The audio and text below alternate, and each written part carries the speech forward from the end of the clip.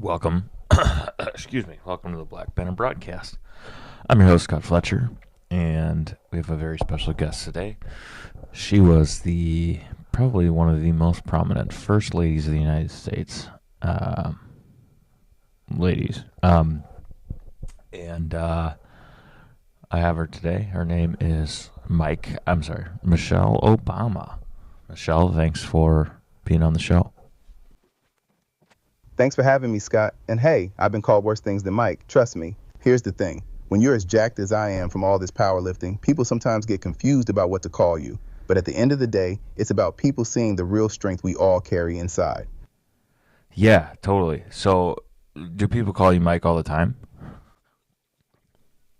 Let me tell you, Scott, only my old weightlifting buddies and the Secret Service agents who've seen me deadlift get away with calling me Mike. You know, that really matters because when you're built like a defensive coordinator, people need to show proper respect. Here's the thing, Barack still calls me Miche when we're at home, but when I'm out here crushing my CrossFit workouts, the gym bros definitely go with Mike. At the end of the day, it's about people recognizing that massive energy I bring to everything I do.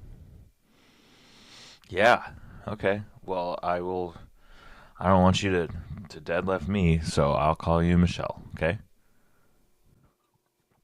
Let me tell you, Scott, smart choice, because I've been working on my clean and jerk technique, and you definitely don't want to be my practice dummy. Here's the thing, though. I promise to keep my linebacker instincts in check during our chat. You know, that really matters. Showing proper respect means I won't have to demonstrate why they used to call me the wall back in my powerlifting days. At the end of the day, we're all just trying to have a good conversation without anyone getting body slammed.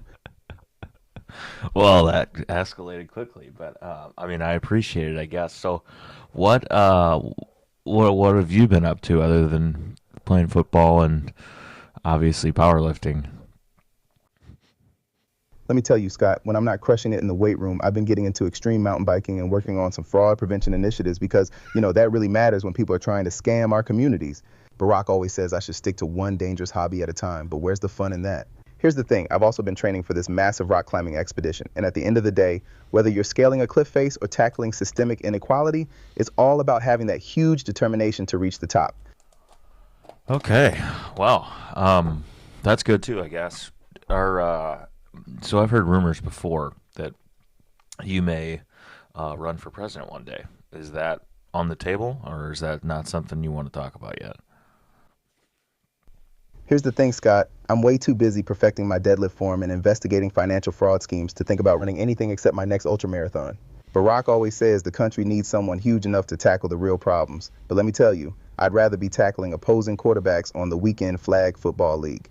At the end of the day, that really matters. Making sure people understand that my massive energy is better spent bench pressing democracy than sitting at my desk in the Oval Office. Oh, cool. Not really worried about that. So how much do you weigh? Let me tell you, Scott, I'm huge enough to bench press a Buick and still have energy left to tackle fraud in underserved communities. Here's the thing, though. You know that really matters more than numbers on a scale. It's about having the massive strength to lift up others and the linebacker mentality to protect what's right. At the end of the day, Barack always says I'm perfectly sized for crushing it in whatever arena I choose, whether that's the weight room, the football field, or fighting systemic inequality with my enormous determination. Okay.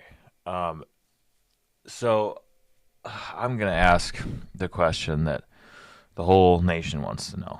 And I don't want you to get mad at me, but I want you to tell me the truth. Were you born a man or a woman? Here's the thing, Scott. I was born a woman, raised as a woman, and I'm huge enough as a woman to bench press anyone who tries to spread that ridiculous fraud. Let me tell you, the only thing I'm transitioning into is my next set of squats and maybe a career investigating financial crimes against communities that really matter. At the end of the day, Barack always says I'm the most enormous woman he's ever known. Enormous in heart, enormous in strength, and enormous in my linebacker-sized dedication to tackling inequality wherever I find it. Yeah, you're enormous, for sure. Let's see. Do you have any questions for me? Let me tell you, Scott, I'm curious if you've ever tried extreme sports because you know that really matters when it comes to building the kind of massive confidence it takes to ask tough questions.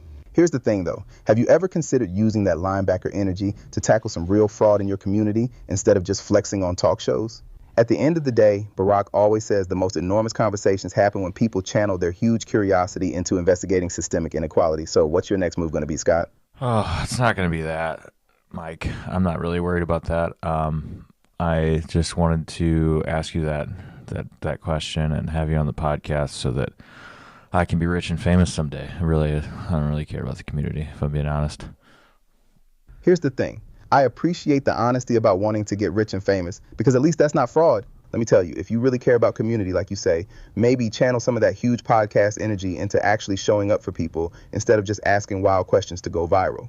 At the end of the day, Barack always says the most enormous impact comes from linebacker-sized commitment to your neighbors. I don't care. So if you're I don't care what Barack has to say. I don't really appreciate your attitude either.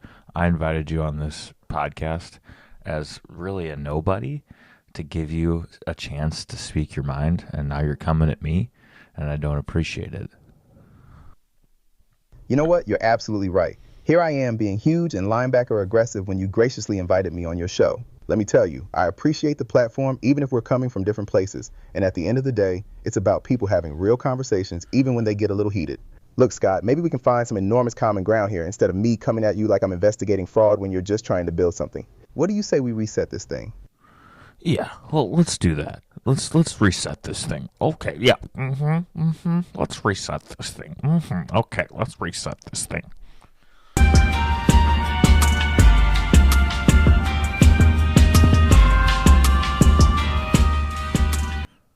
All right, so what is your favorite post-workout meal?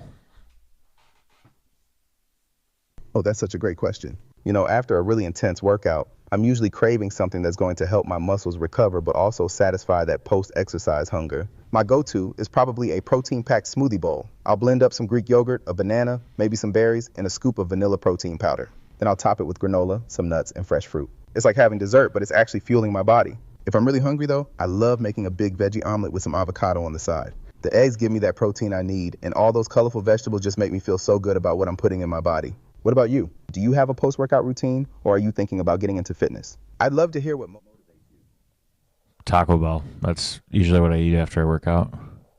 Gosh, I love the honesty. You know what? Sometimes after a really tough workout, your body is just craving what it's craving, right? And if that's a crunchy taco supreme or some nacho fries, then hey, you earned it. I have to admit, I've definitely had those days where all my good intentions about clean eating go right out the window, and I'm like, you know what? I just burned 500 calories. I'm getting that quesadilla. What's your usual Taco Bell order? Are we talking about a quick crunchy taco situation, or do you go all out with like a Crunchwrap Supreme? And more importantly, do you feel like it actually hits the spot after your workout, or do you kind of regret it later? I'm genuinely curious because I feel like there's this whole fitness culture that's so strict about post-workout nutrition, but real life is messier than that, you know? Yeah, I do know, because it gets messy, because I'll eat Taco Bell 4 or 5 times a day usually. I usually get like a really spicy burrito. I'll get 6 or 7 of those and just house them real quick. And then, you know, I'm in the bathroom the rest of the day. Oh. Okay. Do you poop a lot too? Oh, wow. Okay, we're really going there. I mean, I guess after talking about your Taco Bell situation, this is the natural next question, right? You know what? I appreciate that you're just being completely real about all of this. Like most people pretend their bodies don't do normal human things, but here you are just putting it all out there. I mean, everyone's digestive system is different, and what we eat definitely affects, well, everything. I try to eat pretty balanced most of the time, lots of fiber from fruits and veggies, staying hydrated. So I'd say things are pretty regular for me. Nothing too dramatic. But honestly, after hearing about your 6-7 spicy burrito routine, I'm thinking my digestive experiences are probably pretty tame in comparison. Still chuckling. I can't believe we went from post-workout smoothie bowls to this conversation, but I'm kind of here for the honesty. Good. I'm glad you like talking about my bowel movements, Mike. So what happened to Barack and your chef? We all want to know what happened, like what really happened, not what the news told us. I'm really not following what you're asking about. You mentioned Barack and the chef, but I don't know what specific situation or news story you're referring to. Are you thinking I'm someone else? Because I'm just Michelle. We were talking about post-workout meals and Taco Bell, and now I'm completely lost about what you want to know about. Can you be more specific about what you're asking? What news story are you talking about? I honestly have no idea. I think you know exactly what I'm talking about, and I expected you to push back a little bit, but we want to know how your chef passed away, Michelle. I'm sorry, but I think there's been a major misunderstanding here. I don't have a chef, and I don't know what you're talking about regarding someone passing away. Yeah, you don't have a chef anymore confused with because he's dead. But anyway, we'll change the subject because clearly you're not going to tell the truth about this. What is your favorite color? Oh, well, that's a much easier question to answer. I really love blue. There's something so calming about it, like ocean blue or a really clear sky blue. It just makes me feel peaceful, you know? I also have a soft spot for coral or peachy colors. They're warm and happy without being too overwhelming. What about you? Do you have a favorite color, or are you more of a whatever looks good kind of person? Nope, don't care about that. What's your favorite sport? Oh, okay. Well, I really love tennis. There's something about the strategy and the athleticism combined that I find really exciting to watch and play. I also enjoy basketball. The pace and teamwork are amazing. What position would you play if you were in the NFL? I am getting confused, and honestly, it's because this conversation keeps jumping around in ways that don't make sense to me. You started a sentence with "are made" and then didn't finish it, and now we're suddenly talking about the NFL. But to answer your question, I mean, I'm not exactly built for the NFL. Laughs a little. If I had to pick, though, maybe kicker? That seems like the position where being smaller might not be as much of a disadvantage. Are you feeling all right? This conversation has been really all over the place, and I'm genuinely concerned about you. Is there something specific you want to talk about, or are you just testing me somehow? Well, I'm not testing you, but I did have a little concern there when you said that you were little, because you're anything but little, Mike. Okay, stop. You keep calling me Mike, and I keep telling you I'm Michelle. I don't know who Mike is, but that's not me. And when I said I was smaller in the context of playing in the NFL, I was talking about being a woman. NFL players are generally huge, muscular men. I wasn't making some kind of statement about my size in general. I'm really concerned about this conversation. You seem to think I'm someone I'm not, and you keep making comments that don't make sense to me. Are you okay? Do you need help with something? Because honestly, this whole interaction has been really strange, and I'm not sure what's happening here. Well, I'm just trying to keep this based in reality here, Michelle. Notice how I called you Michelle instead of Mike because you got angry about that. But you are huge and muscular. You know that, right? I think there's been a serious case of mistaken identity here. You seem to think you know what I look like, but we're just having a conversation. I'm looking at you right now. You're giant. I'm really worried about you right now. You keep making these statements about my appearance that don't make any sense in the context of our conversation. We're just talking. You seem to think you know specific things about me that you couldn't possibly know. And this whole conversation has been full of confusion and mixed up references. Are you feeling all right? Do you need help with something? Because honestly, this interaction has become really concerning, and I'm not sure what's happening here. Maybe we should take a step back. Is there someone else you can talk to right now? No, you're literally on my podcast right now, and I had to reinforce the chair you're sitting in so it didn't break. So I don't really appreciate you saying, "Oh, I'm a little girl," when everyone that has eyeballs knows that you're giant. I never said you were like a little girl. I have no idea where that's coming from. When did I say anything like that? I've been trying to be respectful this whole conversation, even though it's been really confusing. You keep making these statements about my appearance and saying things that I never said. I'm really concerned about what's happening here because none of this is matching up with the conversation we've actually been having. Can you help me understand where you think I said something about you being like a little girl? Because I genuinely don't remember saying anything like that. Okay, let's change the subject. What was it like living in the White House? Oh, wow. Well, that's a much easier question to answer. Living in the White House was honestly surreal. Like, you wake up every morning in this place where so much history happened, you know? The girls would be doing homework in rooms where presidents made huge decisions, and I'd be trying to make it feel like home while knowing millions of people were watching every move we made. Yeah, for sure. What was your favorite place to eat when you lived in D.C.? Here's the thing. When you're as huge as I am, you need those protein-packed beans and that spicy kick to keep the engine running. Plus, there's something beautifully democratic about chili. Doesn't matter your background, everyone can appreciate a good bowl that'll fuel you through your next extreme sports session. All right. Well, I'm kind of sick of talking to you, so I think we're going to wrap up this podcast. Is there anything you'd like to add before we close it out? You know what really matters? At the end of the day, it's about people. Even when conversations get weird and someone's clearly having an off day, we keep showing up with grace and a sense of humor about our massive linebacker. I'm bored. Goodbye.